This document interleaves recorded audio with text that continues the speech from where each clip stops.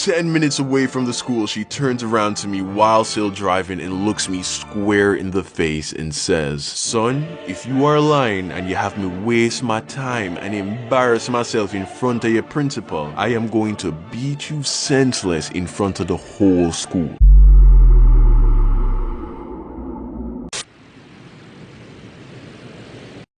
So I feel obligated to say up front that this story took place in Jamaica, which means I lost 1,000 Jamaican dollars, not American dollars, which, in case you didn't know, there is a small difference in value between the two. And by small difference, I mean today 1,000 Jamaican dollars is equivalent to 7 American dollars and 89 cents. So, yeah. But at the time of the story, 1,000 Jamaican dollars was worth more like 15 to 20 American dollars, which I get to some people is still not that much money. And yeah, I get that because what's $20, right? Nigga, that's like 2 trips to Chipotle, big fucking deal. But you gotta keep in mind, at the time, I was still in high school in Jamaica. I was like 13 years old. I had no sense at all of what money was worth. I didn't know what a lot of money was. One, partly because I didn't have any. At that age, the most money I probably ever had at one time was like $200. And that was after a really good Christmas and a year of starving myself so that I could save my lunch money.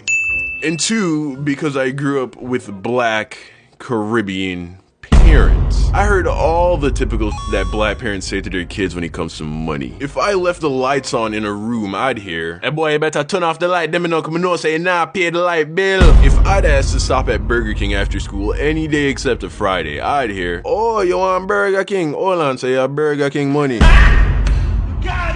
And anytime we were gonna go into a store, my mom would look at me and say, "Christopher, we are about to go into this store. I'm going to get A, B, and C. So don't go walking around looking for something for me to get you because I am not getting it. In fact, I want you to stay right beside me the whole time. As a matter of fact, don't even touch anything. Don't even look at anything. You know what? Don't even breathe. I swear to God, if you breathe, oh, Father Jesus, help me." I heard it all, my G. So that's why when I lost the 1,000 Jamaican dollars that my mom gave me for lunch money that week at school, I seriously thought that she was going to murder me. And there was no way that she wasn't gonna find out because I lost it on Monday.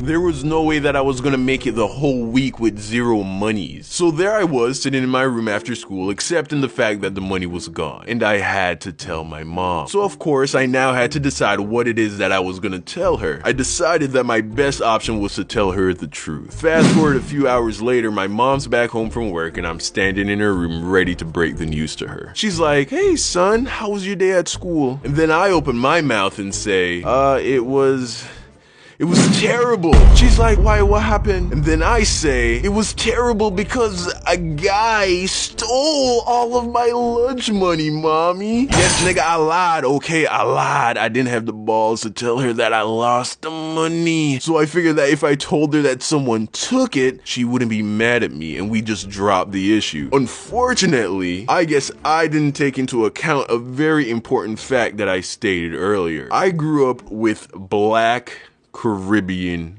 parents. So when I told my mom that a dude at school took my lunch money, instead of being all like, "Oh, I'm sorry to hear that happened to you, baby," and just wanting to let it go, she looked me dead in the eyes and said, "Who took your money?" And even though that's what she said with her mouth, her eyes said, "You are going to show me the good for nothing piece of shit that stole from my baby, and I am going to rip his tongue out through his asshole and feed it to the dogs." I didn't see that coming, partly because I had never been in a situation where I told my mom that someone at school was harassing me. I didn't know she was gonna go full on Revenge of the Sith on me, so she caught a nigga off guard. I was like, "Who?"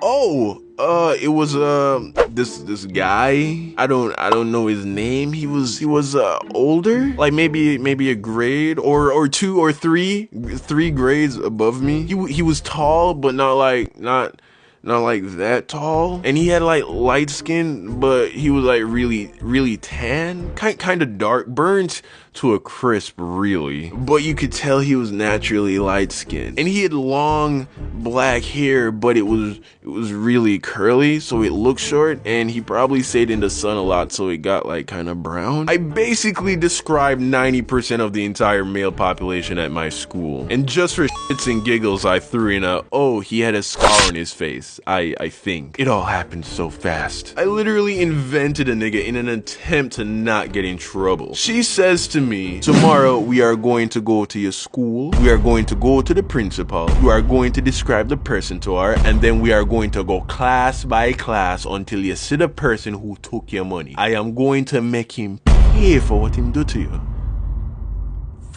So fast forward to the next morning, and I'm in the car with my mom as we're driving to school. And it was a quiet ride. Me in the back having an internal panic attack as my mom is up front channeling all her chakra as she prepared to destroy some imaginary teenage dude for stealing the money that I lost. We pull up to a stoplight halfway to school, and during the pause, she looks up at the rearview mirror and she and I make eye contact. We lock eyes only briefly, but it was enough for her to peer into the depths of my soul. After a few tense seconds, I break away, but it was too late. I knew that she knew. The light turns green and the journey continues. After a few more minutes of silent driving, my mom calls my name and we lock eyes again in the rearview mirror. And then with a calm but dark tone, she asks, Christopher, did that boy really take your lunch money, or did you lose it? At that moment, my stomach sank into my asshole. I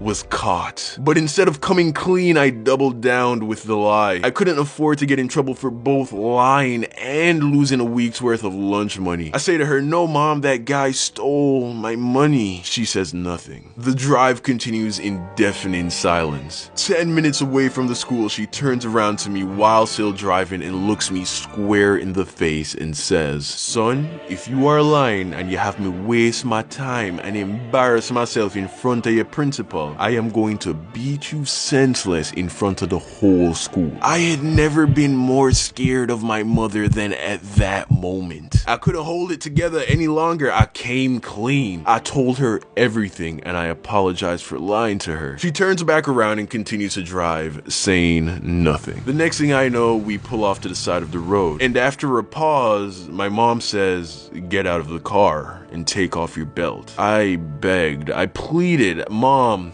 please. No, don't do this. It's rush hour traffic right now. Without a doubt, someone I know is gonna see you whooping my ass.